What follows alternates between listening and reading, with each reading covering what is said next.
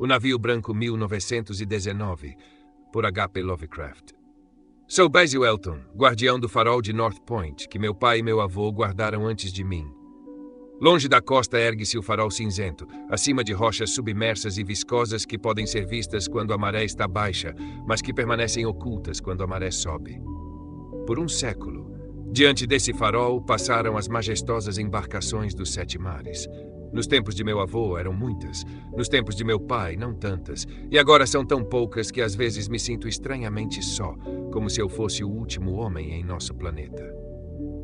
Da longínqua costa vinham aquelas argonáuticas de velas brancas, de distantes terras orientais onde o sol quente brilha e doces aromas pairam sobre jardins exóticos e templos coloridos.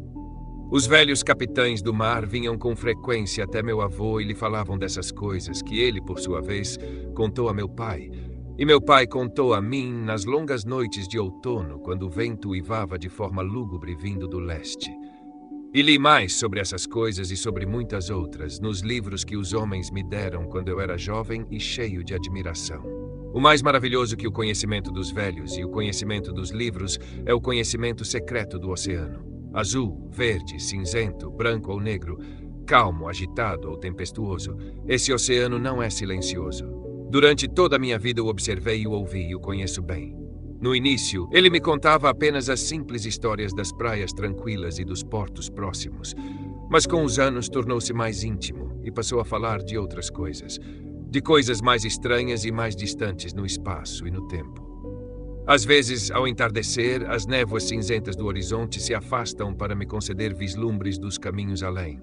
E às vezes, à noite, as águas profundas do mar tornam-se límpidas e fosforescentes, permitindo-me vislumbrar os caminhos abaixo.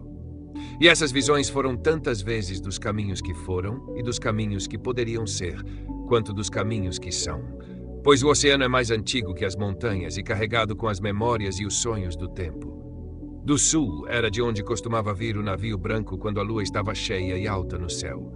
Do sul ele deslizava suavemente e silenciosamente sobre o mar. E fosse o mar agitado ou calmo, e fosse o vento favorável ou contrário, ele sempre deslizava suavemente e silenciosamente, suas velas distantes e suas longas fileiras de remos movendo-se ritmicamente.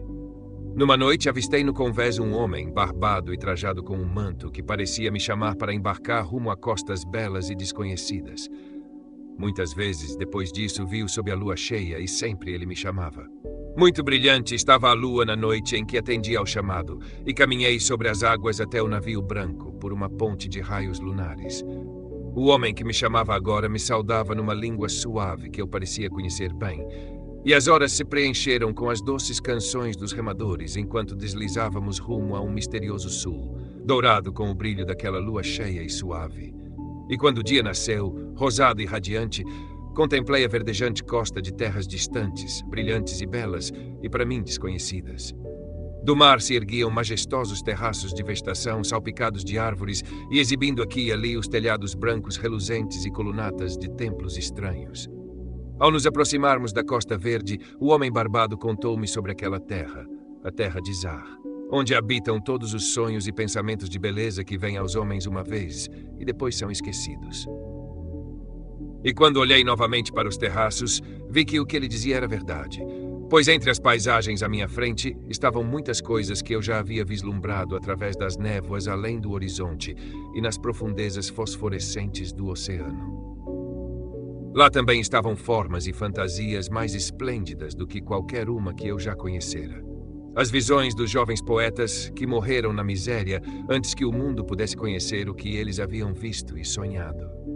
Mas não pisamos nos campos inclinados de Zar, pois dizem que aquele que os toca jamais poderá retornar à sua terra natal. Enquanto o navio branco deslizava silenciosamente para longe dos terraços repletos de templos de Zar, avistamos no distante horizonte à frente as torres de uma cidade imponente. E o homem barbado disse-me: "Esta é Thalarion, a cidade das 1000 maravilhas, onde residem todos os mistérios que o homem se esforçou em vão para desvendar." E olhei novamente mais de perto e vi que a cidade era maior do que qualquer outra que eu conhecera ou sonhara antes. Para o céu erguiam-se as torres de seus templos, tão altas que nenhum homem poderia enxergar seus picos. E muito além do horizonte estendiam-se as muralhas sômbrias e cinzentas, sobre as quais apenas alguns telhados podiam ser vistos, estranhos e ameaçadores, mas adornados com ricos frisos e esculturas sedutoras. Ansiava profundamente por entrar nessa cidade fascinante e, ao mesmo tempo, repulsiva, e roguei ao homem barbado que me deixasse desembarcar no cais de pedra junto ao imenso portão esculpido de Acariel. Mas ele recusou gentilmente meu pedido, dizendo: em Thalarion, a cidade das Mil Maravilhas, muitos entraram, mas nenhum retornou. Nela vagam apenas demônios e seres enlouquecidos que já não são mais homens, e suas ruas são brancas com os ossos insepultos daqueles que ousaram olhar para o Eidolon Lathi, que reina sobre a cidade. Assim, o navio branco seguiu adiante, passando pelas muralhas de Thalarion, e durante muitos dias acompanhou um pássaro que voava para o sul, cujas penas reluzentes se confundiam com o céu de onde surgira. Então, chegamos a uma costa agradável, exuberante com flores de todas as cores, onde tão longe quanto a vista alcançava, se estendiam belos bosques e radiantes jardins sob um sol a pino. De pavilhões além do nosso campo de visão vinham rajadas de canções e trechos de harmonias líricas, intercaladas com risadas suaves tão encantadoras que instiguei os remadores a avançar com mais rapidez, ansioso por alcançar tal cenário. O homem barbado nada disse, apenas me observou enquanto nos aproximávamos da costa ladeada por lírios. Subitamente, um vento vindo dos prados floridos e das florestas frondosas trouxe um aroma que me fez estremecer. O vento se intensificou e o ar foi tomado pelo fétido odor letal de cidades assoladas pela peste e cemitérios abertos. E enquanto fugíamos desesperadamente daquela costa maldita, o homem barbado finalmente falou: esta é Shura, a terra dos prazeres inatingíveis. Mais uma vez, o navio branco seguiu o pássaro celestial sobre mares mornos e abençoados, acariciados por brisas aromáticas e suaves. Dia após dia, noite após noite, navegamos. E quando a lua estava cheia, ouvíamos as doces canções dos remadores, tão suaves quanto naquela noite distante em que partimos da minha longínqua terra natal. E foi sob o luar que finalmente ancoramos no porto de Sonanil, guardado por penhascos gêmeos de cristal que emergem do mar e se encontram em um arco resplandecente. Esta é a terra da fantasia, e caminhamos até a costa verdejante, sobre uma ponte dourada de raios de luar. Na terra de Sonanil não há tempo nem espaço, nem sofrimento nem morte, e ali habitei por incontáveis éons.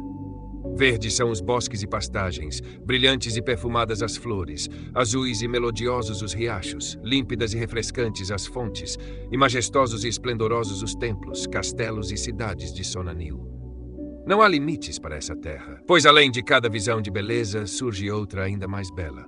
Pelo campo e entre o esplendor das cidades vagam livremente os habitantes felizes, todos dotados de graça imaculada e alegria pura.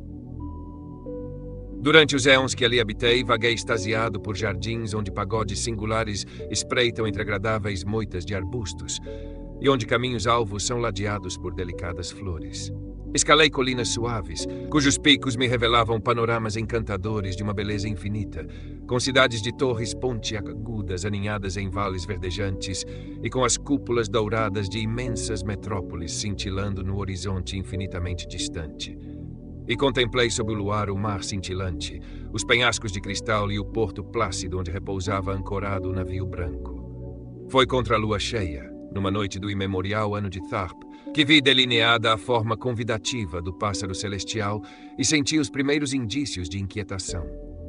Então conversei com o homem barbado e lhe falei sobre meu novo anseio de partir rumo à remota Caturia, que nenhum homem jamais viu, mas que todos acreditam estar além dos pilares de basalto do oeste. É a terra da esperança, onde brilham os ideais perfeitos de tudo o que conhecemos em outros lugares, ou pelo menos assim contam os homens. Mas o homem barbado me disse: cuidado com esses mares perigosos onde dizem que Caturia repousa. Em Sonanil não há dor nem morte, mas quem pode dizer o que jaz além dos pilares de basalto do oeste? No entanto, na lua cheia seguinte, embarquei no navio branco e, junto ao relutante homem barbado, deixei o porto feliz para singrar mares inexplorados. O pássaro celestial voava adiante, guiando-nos rumo aos pilares de basalto do oeste, mas desta vez os remadores não entoavam doces canções sob a lua cheia. Em minha mente, eu frequentemente imaginava a desconhecida terra de Caturia, com seus esplêndidos bosques e palácios, e me perguntava quais novas delícias me aguardavam ali. Catúria, eu dizia a mim mesmo, é a morada dos deuses e a terra das incontáveis cidades de ouro. Suas florestas são de aloé e sândalo, como os bosques perfumados de Camorim, e entre suas árvores esvoaçam alegres pássaros, doces em seu canto. Nas montanhas verdejantes e floridas de Catúria erguem-se templos de mármore rosado, repletos de esculturas e pinturas gloriosas, tendo em seus pátios fontes de prata, onde as águas perfumadas do rio sagrado Narg, nascido de grutas, murmuram uma melodia arrebatadora. E as cidades de Catúria são cercadas por muros dourados, e seus pavimentos também são de ouro. Nos jardins dessas cidades florescem orquídeas estranhas e lagos perfumados, cujos leitos são de coral e âmbar. À noite, as ruas e jardins são iluminados por lanternas festivas feitas da concha tricolor da tartaruga, e nelas ressoam as suaves notas do cantor e do alaudista. E as casas das cidades de Catúria são todos palácios, cada qual erguido sobre um canal perfumado que transporta as águas do sagrado Narg. De mármore pórfiro são as casas, e seus telhados reluzem em ouro cintilante, refletindo os raios do sol e ampliando o esplendor das cidades, enquanto os deuses bem-aventurados as contemplam dos picos distantes. Mais esplêndido que tudo é o palácio do grande monarca Dorieb, a quem alguns dizem ser um semideus e outros um deus. Alto se ergue o palácio de Dorieb, e muitas são as torres de mármore que adornam seus muros. Em seus vastos salões reúnem-se multidões incontáveis, e ali pendem os troféus das eras. O teto é de puro ouro, sustentado por altas colunas de rubi azul, esculpidas com figuras de deuses e heróis, de modo que aquele que ergue o olhar para essas alturas sente-se como se contemplasse o próprio Olimpo vivo. E o chão do palácio é de vidro, sob o qual fluem as águas engenhosamente iluminadas do Narg, animadas por peixes resplandecentes, desconhecidos além dos limites da formosa Catúria. Assim eu falava a mim mesmo sobre Catúria, mas sempre o homem barbado me advertia para que voltasse às felizes margens de Sonanil, pois Sonanil é conhecida dos homens, enquanto nenhum jamais avistou Catúria. E no 31º dia em que seguimos o pássaro, avistamos os pilares de basalto do oeste. Estavam envoltos em névoa, de modo que ninguém poderia enxergar além deles ou discernir seus cumes, que, segundo alguns, alcançavam os próprios céus. Mais uma vez, o homem barbado implorou-me que retornasse, mas não lhe dei ouvidos, pois da névoa além dos pilares de basalto, julguei ouvir notas de um cantor e de um alaudista, mais doces que as mais doces canções de Sonanil, e entoando louvores a mim que navegara tão longe sob a lua cheia e habitara a terra da fantasia. E assim, ao som da melodia, o navio branco adentrou a névoa entre os pilares de basalto do oeste. Mas quando a música cessou e a névoa se ergueu, não avistamos a terra de Catúria, e sim um mar impetuoso e irrefreável, sobre o qual nossa frágil embarcação foi levada rumo a algum destino desconhecido. Logo aos nossos ouvidos chegou o estrondo distante de águas caindo, e aos nossos olhos surgiu, no horizonte longínquo, a titânica espuma de uma monstruosa catarata, onde os oceanos do mundo mergulham no abismo do nada. Então o homem barbado disse-me, com lágrimas a lhe escorrer pelo rosto: rejeitamos a bela terra de Sonanil, que jamais poderemos contemplar novamente. Os deuses são maiores que os homens, e eles venceram. E fechei meus olhos antes do impacto que sabia estar por vir, apagando de minha visão o pássaro celestial que agitava zombeteiramente suas asas azuis sobre a borda do turbilhão. Do impacto emergiu a escuridão, e eu ouvi os gritos de homens e de coisas que não eram homens. Do leste ergueram-se ventos tempestuosos, que me gelaram enquanto eu me encolhia sobre a laje de pedra úmida que surgira sob meus pés. Então, ao ouvir outro estrondo, abri os olhos e vi-me sobre a plataforma daquele farol de onde eu havia partido há tantos éons. Na escuridão abaixo, delineavam-se as vastas e turvas silhuetas de uma embarcação que se despedaçava contra as rochas cruéis, e quando lancei meu olhar para o vazio ao redor, percebi que a luz se apagara pela primeira vez desde que meu avô assumira seu cuidado. Nas últimas vigílias da noite, ao adentrar a torre, vi na parede um calendário que permanecia exatamente como quando eu o deixara na hora em que parti.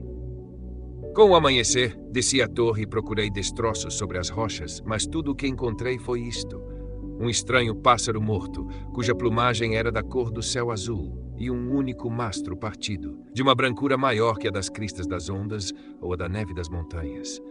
E depois disso, o oceano nunca mais me revelou seus segredos. E embora muitas vezes desde então a lua tenha brilhado cheia e alta nos céus, o navio branco vindo do sul jamais retornou.